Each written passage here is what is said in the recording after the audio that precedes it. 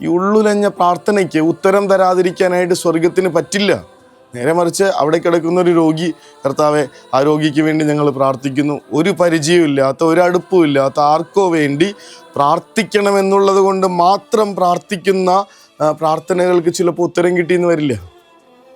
ഇത് എൻ്റെ പ്രിയപ്പെട്ട ഒരാളാണ് തമ്പുരാനെ എന്നുള്ള നെഞ്ചുലഞ്ഞ ഒരു സങ്കടത്തോടുകൂടി, ഒരു നീറ്റലോടുകൂടെ അവൻ്റെ തലയിലൊന്ന് കൈവച്ച് നോക്കി.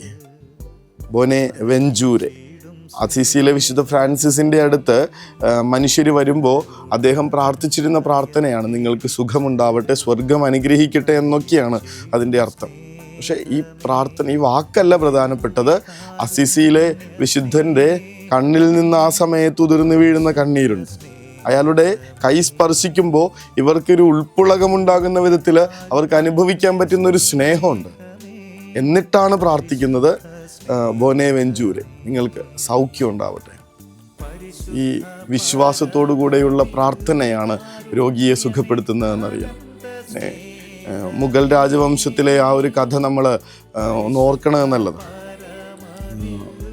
ബാബറാണ് ഹുമയൂണിന് വേണ്ടിയിട്ട് പ്രാർത്ഥിച്ചുകൊണ്ടിരിക്കുന്നത്. അയാൾ സ്വന്തം മകനിങ്ങനെ മരണക്കിടക്കയിൽ കിടക്കുന്ന നേരത്ത് ആകാശങ്ങളിലേക്ക് നോക്കി ദൈവത്തോട് പ്രാർത്ഥിക്കുന്നുണ്ട്, ദൈവമേ എൻ്റെ കുഞ്ഞിനെ സൗഖ്യപ്പെടുത്തണമേ.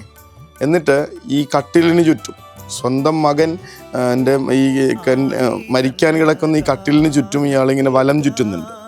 3 തവണ വലം ചുറ്റുമ്പോഴുമുള്ള പ്രാർത്ഥന ഇതാണ്, എൻ്റെ ജീവൻ എടുത്തിട്ട് എൻ്റെ കുഞ്ഞിൻ്റെ ജീവൻ തിരിച്ചു തരണമേ. കുടിപ്പകകളുടെ മാത്രം കഥകളുള്ള മുഗൾ രാജവംശത്തിൽ ഇതുപോലൊരു കഥ വളരെ റെയറാണെന്നേ.